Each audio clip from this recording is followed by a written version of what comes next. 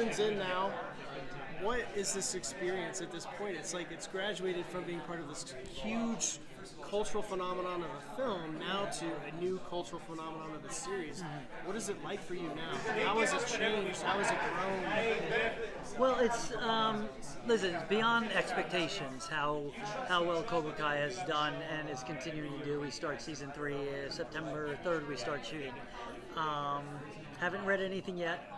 I'll have a few teasers for you, but I haven't read anything yet. It's been it's a testament to the great writing. If you haven't spoken to John, Josh, and Hayden, they're right coming up the rear, and they really, they are the 3 super fans of the movie that are writing the show that they believe the fans want to see, and I think so. They take care and they really care about it, and it's a perfect marriage of nostalgia and current relevance. We have this great young cast that you guys have gotten a chance, 3 of them which you've gotten a chance to speak to, and they take such pride in it. So I just think everyone cares about it, and wants to pay respect. Going back to it, I thought I never, like 10 years ago, not in a billion years. Everybody's pitched their idea over 30 years. They've all sounded the same. This was a combination of one, they're having a fresh look on how to make these characters and these stories gray, where all the characters will have flaws, and each episode your allegiance can change, and so that's different than the Karate Kid movie. There was nobody was not rooting for Daniel LaRusso in 1984. It was good over evil, black and white, where Cobra Kai delves into those gray areas, the flaws that we all have, and I think that has added to it, but yet never letting go of the tone of the original universe, and the callbacks, and carefully peppering in those flashbacks without overdoing it. It's a dance, and they have it down, and we all work together. The How I Met Your Mother episode that you worked together helped you when you decided that I will do this series with JoBlo as being the hero. Right, quote unquote. It's interesting because it was never How I Met Your Mother wasn't the reason the guys wrote the show, but it did feed the pop culture, the sort of phenomenon that the internet, that started with the internet on was the kick illegal, who's the, and these who's the real bully, and someone else made some video chronicling how, breaking it down, which doesn't hold water, but anyway, it was really fun. They always ask me, what do you feel about that? I feel that if they're talking about my movie 30, 35 years later, that's awesome. How many people get to make a movie in 1984 that is a current conversation in 2019? And so, but what How I Met Your Mother did do is, it, not unlike Cobra Kai, it took a younger generation who were fans of that show, and they backed into the movie franchise. They saw that episode, and then they watched the movie. I run into people at Comic-Cons, they'll say, oh, I loved you on How I Met Your Mother. And then I watched all the movies. This is a great movie. Now they're watching Cobra Kai. It's kind of funny how it all connects. And that's mainly because the original film has stood the test of time, has become, a piece of pop culture. And someone on a blog decided to start talking about who the real bully is. And whoever that is, I would love to know who that person is. Say, wait, you don't know kicks in the face, and he kicked him in the face. Wait a second, you know what? He put water on him in the shower. Wait a second, he's kind of a... And then, meanwhile, they forget that there was a 5-on-1 beating like 4 times in a row. No, off a cliff. Exactly. So when you read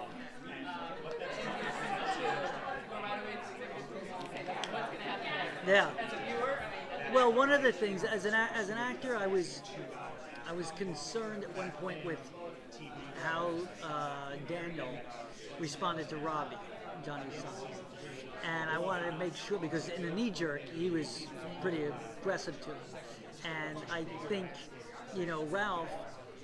I looked at that and I found that to be, I was unclear of whether he would have driven into that kid like that. But at that moment, that's one thing I want to deal with at the upfront of season 3, of him realizing he got so wrapped up in the Johnny Lawrence that it's important for these characters to slip and fall and skin their knees, even as an adult male in his 50s or whatever.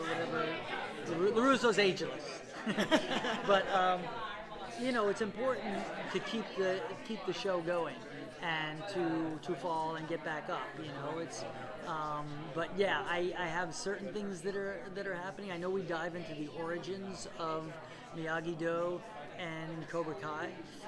One storyline takes Daniel to Okinawa in season 3. So that's my big tease. I can't say what happens, why, all that stuff.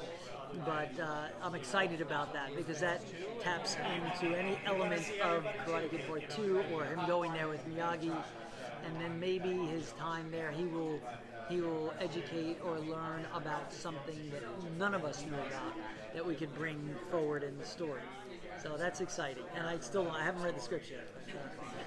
But even the origins of Cobra Kai, for that matter, learning about what was Cobra Kai at its onset. Was it always set up to be this strike first, strike hard, no mercy, or was that incorporated at a certain phase level? This is history. It's kind of fun for this to educate as well as entertain.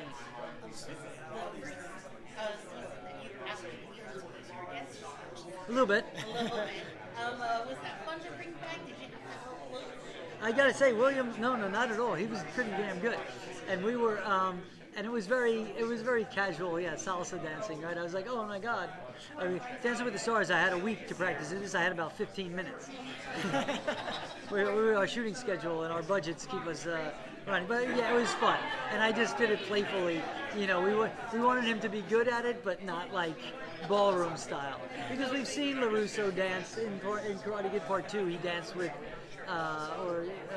with Tamlin, the terrific actor who played Kumiko, and Karate Kid 3 too, with the girl. He did a little Lindy dance. So he's flight of foot. We'll see how he does.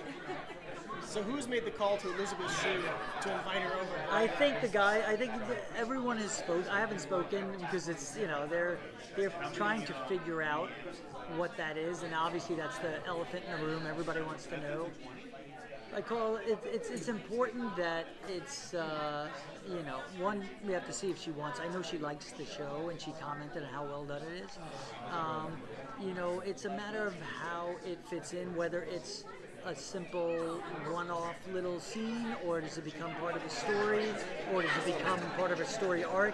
I think all that, honestly, is yet to be figured out. But I know the conversation. Once they teased her on the Facebook, they know they have to deliver something. And I think, I don't know what that is, and I think whatever serves the show the best is what it should be.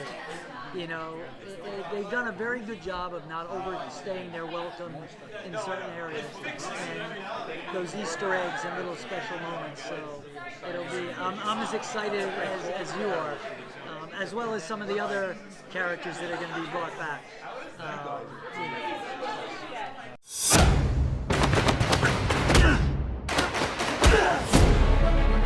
War never ends. Peace is just the lull between battles.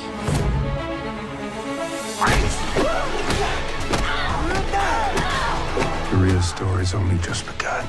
You want to finish this? Bring it on.